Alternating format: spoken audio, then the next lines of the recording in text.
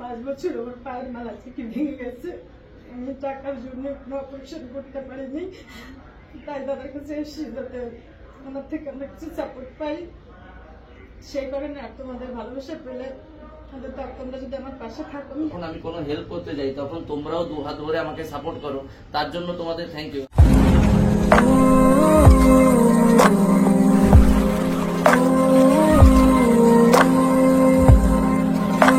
Hello friend, this is Dev, welcome back to our channel and blog. কেমন আছো সবাই? আশা করি সবাই ভালো আছে। গুড মর্নিং সবাইকে।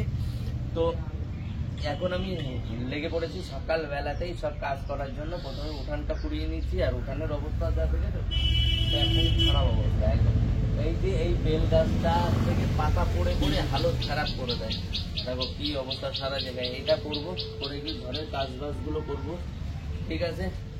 তো আর আমার মা আজকে কি খাচ্ছে সেটাও তোমাদের দেখাবো, ঠিক আছে? চলো কাজটা করে নিয়ে আগে। আমার মাকে দেখাই। কেমন আছো? ভালো আছো? সকালবেলা উঠে পাউরুটি খেয়ে বসে আছে। এই যে সারা জায়গা ছাড়িয়েছে রে। এই যে সকাল সকাল আজকে মুড়ি না দিয়ে পাউরুটি দিয়েছি। পাউরুটি খেতে বসো, হ্যাঁ আমি ঘর বাড়ির কাজগুলো করে আসি। চলো, আমার এখনো অনেক কাজ বাকি। মাকে দেখিয়েছিলাম মা আমার কেমন আছে, খেয়ে দিয়ে শুয়ে। তারপরে আমি আবার উঠান ঝাড় দিতে গেছিলাম, তখন আমার মাসি এসে গেছে। আর আমার মাসি, আসো একটু দেখাই।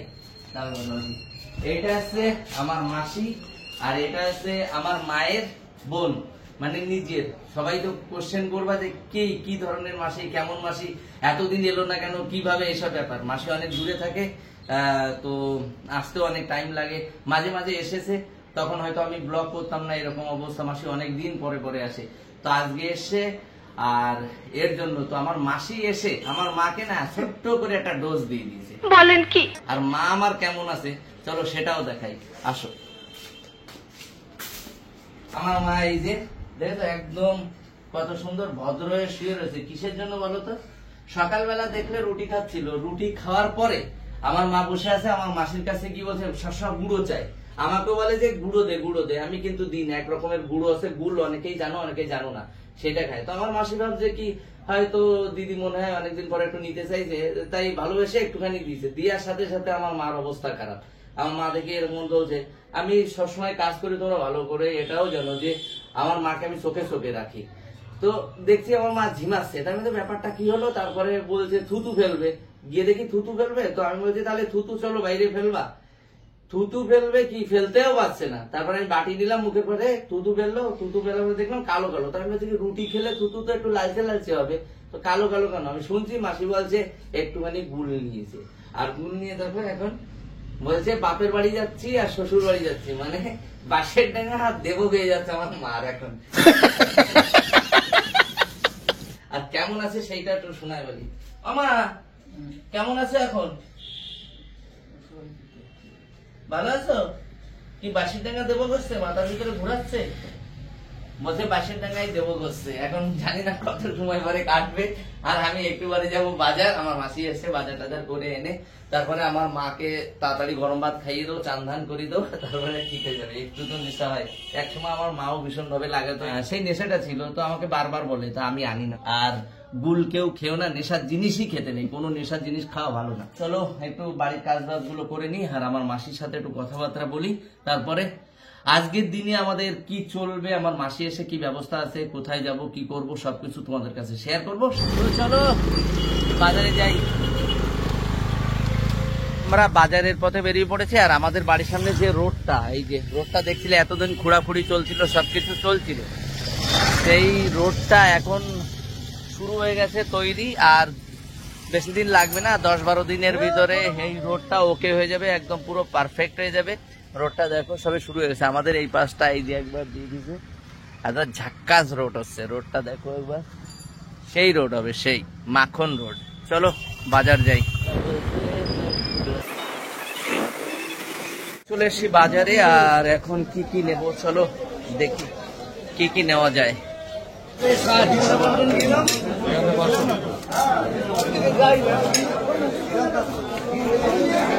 মাছের বাজারে এসে গেছি আর মাছ নেবো না সেইটা হয়, মাছ তো নিতেই হবে। কি কি মাছ নেবো সেটাও দেখাবো। আর চলো একটা নতুন মাছ দেখাই তোমাদের। এ ভাই কি মাছ বললি ভাই? গুড় জালি মাছ তোমাদের একটু দেখাই, ইলিশ মাছের সাথে। দেখো এটা আছে গুড় জালি মাছ, একদম ইলিশ মাছের মতো দেখতে। আর এই পাশে ইলিশ মাছ রয়েছে দুটো, এই একটা। এটা কত করে বলছিস? এটা 1600, এটা 800। আর কমপ্লিট তো জানোই, কিন্তু আমি এই মাছটা দেখছিলাম। ঢিলে বলছে জীবন ধন্য হয়েছে। আচ্ছা, আছে গুড় জালি মাছ। মাছটা নিলাম, এই যে রুই মাছ। কতটুকু আছে? 2.5 কিলো। বাবা রে, বললো ভিতরে ডিম আছে, ডিম খেতে ভালোবাসি তাই শুধু রুই মাছই নিয়ে যাবো, আর সবজি নানা রকমের নিতে হবে। চলো, মাছটা নেওয়া হয়ে গেছে। আমি এখন নেবো একটু কুমড়ো, এইখান থেকে কুমড়ো নেবো, আর এইখান থেকে নেবো ডাটা। কুমড়ো আর ডাটা নেওয়া হয়ে গেছে। আমি এখন যাব দেখি শাক কি পাওয়া যায়। বাজারের এই সাইডটায় শাক পাওয়া যায় সব থেকে বেশি। এই যে সব শাকটা নিয়ে বসে, তো এই সাইডটায় এই জায়গা দিয়ে সব শাক বসে, দেখতে পাচ্ছ। তো আমি এখন নেব একটা শাকের আটি। আমি নেব এখন টক পালন শাক। এই যে অনেকদিন পরে পেলাম টক পালন শাক, আমার 2 পিস নেওয়া হয়ে গেছে। আর এখন নেব একটু লেবু। পেটিএমে টাকা ছিল না, তারপরে আমি বাদন করলাম একটু এটিএম কার্ডগুলো নিয়ে, তারা আনতে গেছিল। বাদন এতক্ষণ ছিল না আমার সাথে, তো এখন নিয়েছি। আমি এখন ওই মাছের টাকাটা মিটাবো। আমার মাছও নেওয়া হয়ে গেছে। আমি এখন একটু ফ্রুট নিতে এসেছি ভাইয়ের দোকানে। এই যে একটু ফল নেব, ফল নিয়ে তারপরে বেরোবো। ভাই মৌসুমি 1 কিলো, এখান থেকে একটা ডালিম নেবো, আর এই যে মৌসুমি নেবো। ফল নেওয়া হয়ে গেছে, আর এখন যাব বাড়ি। বাদন ওই যে বসে আছে, আমি বসি, ও চালাক আমি বসি। তো বাবা কষ্ট হয়ে গেছে। চলো বাড়ি।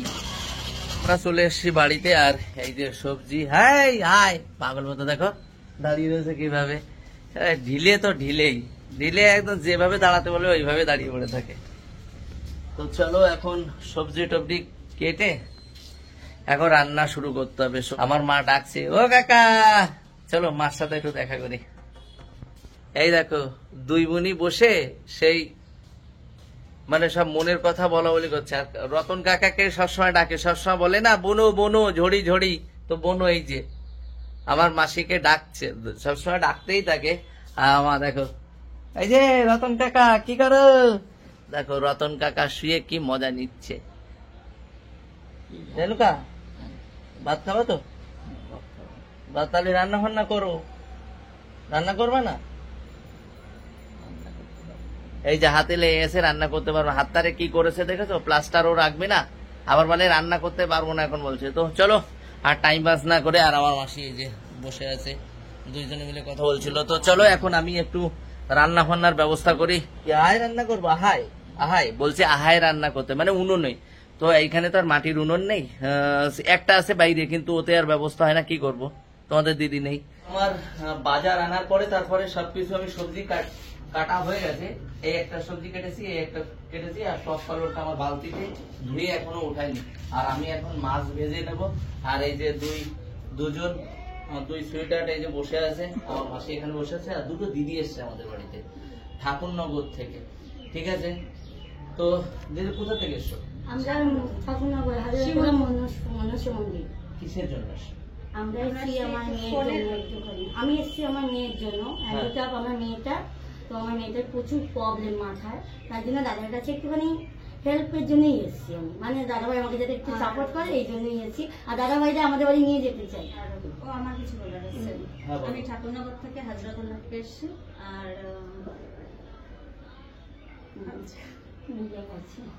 কান্না করো না, কান্না করো না, সবারই কষ্ট থাকে দিদি, ওই কথা বলো না। তুমি কান্না করলে হয়তো আমারও কান্না পেয়ে যাবে, কান্না করো না। আমার 5 বছর আমার পায়ের মালা থেকে ভেঙে গেছে। আমি টাকার জন্য অপারেশন করতে পারিনি, তাই দাদার কাছে এসেছি যাতে ওনার থেকে আমরা কিছু সাপোর্ট পাই। সেই কারণে আর তোমাদের ভালোবাসা পেলে তোমরা যদি আমার পাশে থাকো, আমি জানি না আমি গুছিয়ে কথা বলতে পারি না, তোমরা আমাকে একটু সবাই সাপোর্ট করো। আমার আইডির নাম হচ্ছে মিঠু মধুমণ্ডল। সবাই আমাকে একটু ফলো করো, সাপোর্ট করো, যাতে আমি তোমাদের ভালোবাসায় আমি ট্রিটমেন্ট করতে পারি। লাইফে সবারই মানে কষ্ট আছে, অনেকের অনেক কষ্ট আছে, চাপা কষ্ট, কেউ বলতে পারে না। সবাই কিন্তু ফাইন্যান্সিয়ালি ভালো নেই, অনেকে অনেক রকমের প্রবলেমে আছে, যার প্রবলেম সেই বোঝে।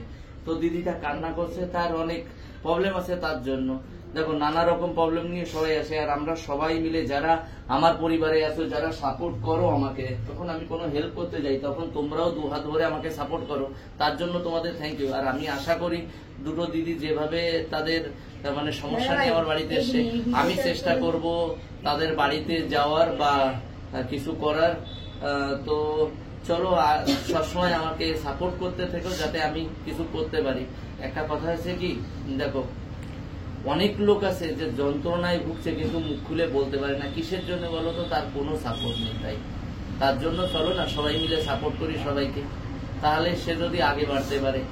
ওনারা বলছে টাকা পয়সার কোনো দরকার নেই, তো একটা জিনিস আছে, যদি ওনাদের একটা চ্যানেল আছে তাতে সবাই মিলে যদি একটু সাপোর্ট করি না, তাহলে সেদিক দিয়েও সাপোর্ট হতে পারে। এটাই হচ্ছে কথা। তো আমি যাব তাদের বাড়িতে, গিয়ে তার ডিটেলস আমি দেখাবো সবকিছু। ওনারা অ্যাকচুয়ালি অনেক আশা নিয়ে এসছে। আমি কিন্তু সত্যি কথাই বলছি, দাদা ভাই যদি কখনো যায় আমাদের বাড়ি দেখতে পাবে আমার মেয়েদের কি অবস্থায় আছে, মিঠু বৌদিরও এই প্রবলেম। তো তোমরা প্লিজ সবাই একটুখানি আমাদের সঙ্গে থাকো। আমার মেয়েটা সত্যিকারেই মানে একদম পাগলের মতো হয়ে গেছে, পাগলই পুরো বলতে গেলে। কথা বলতে পারে না, খেতে পারে না, বাথরুমে যেতে পারে না, কিছুই পারে না। দাদা ভাই বিশেষ হলে দাদা ভাই যে ভিডিও করবে তোমরা দেখো, দাদা ভাই লাইভ করবে তোমরা দেখো প্লিজ। আমার তৃপ্তি দাস বলে একটি ফেসবুক পেজ আছে, সবাই একটুখানি ফলো করে দিও। একটা কথাই কি বলতো, যে সবাই কিন্তু টাকা পয়সার সাপোর্ট চায় না। একটা চ্যানেল খুলেছে, আমরা যদি সবাই মিলে সেই চ্যানেলটাকে সাপোর্ট করি তাহলে সেইখান থেকে হয়তো ভালো একটা সাপোর্ট পেতে পারে তারা, সেই আশা নিয়েও আসে অনেকে। ঠিক আছে, কালকে একটা আন্টি আমাকে কল করেছিল যে বাবা আমাকে একটু সাপোর্ট করো। আমি বলছি আন্টি একজনের পর পর অভি ভাইয়ের ব্যাপারটা নিয়ে যেটা চলছে, অভি ভাইকে আমরা এখন কিছু কিছু করে আমরা বসাচ্ছি অভি ভাইকে দেওয়ার জন্য। সে বেচারাও চলাফেরা করতে পারে না, একটা প্রবলেম। তো এক এক করে আমরা যাতে সবাই মিলে হেল্প করতে পারি, সেই জন্য সবাই এগিয়ে এসো।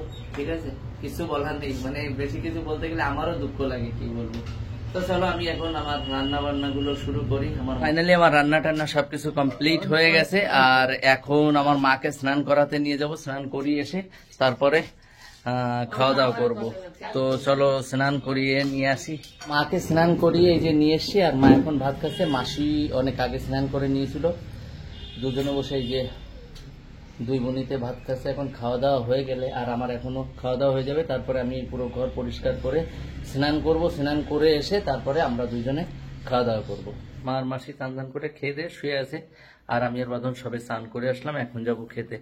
তো চলো খেয়ে আসি, খেয়ে এসে তারপরে দেখি কি কাজ করি। আমাদের খাওয়া দাওয়া হয়ে গেছে, আর এই গাছে অনেকদিন পরে পরে জল দেওয়া হচ্ছে, তো অসুবিধা হচ্ছে। তো এখন দেব গাছে জল। গাছে বেগুন উঠছে, এই যে এই জায়গায় একটা গাছে, ওই যে এখানে একটা গাছে, আর এইখানে একটা গাছে, এই যে এখানে। তো জল দিলে বেশিক্ষণ এত রোদ্দুরের তাপ, জল শুকিয়ে যায়। এই পিছন দিকটায় এটা প্রায় দেওয়া হয়ে গেছে, এখন এই পিছন দিকটায় যেটা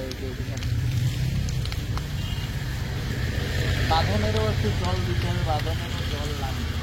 তাই অনেক সময় ধরে জল দিচ্ছি, আর জল দেবো না। বাবারে যা গরম পড়ছে, আর কি বলবো। আমার মা একটু আগে অনেক জ্বালাতন করছিল, তারপরে আমার মাসির সাথে ওই যে দুইজনে এখন একটু শুয়েছে, ওই যে দেখো। আর আমরা দুইজনে বসে বসে একটু এডিট করছিলাম। ঠাকুরনগরের ভিডিও আছে, ওটাও আমরা এডিট করা হয়নি এখন। আর বাঁধন কি করছে? বাঁধন কি করছিস? এদিকে তো দেখা একটু, কি করছিস? বাঁধন আবার ওই যে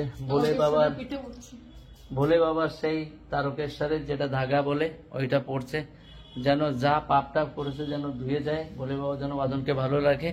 আর যে দাদা দিদিরা বলছিল গার্লফ্রেন্ড মিলে যায়, ও যেন গার্লফ্রেন্ড মিলে যায়, সেটা আছে কথা। তো ভিডিওটা আর বাড়ালাম না, সবাই ভালো থেকো, সুস্থ থেকো। আজকের মতো টাটা। টাটা আজকের মতো। ও টেনশন আছে তো, ওই জন্য আর বলতে পারছে না।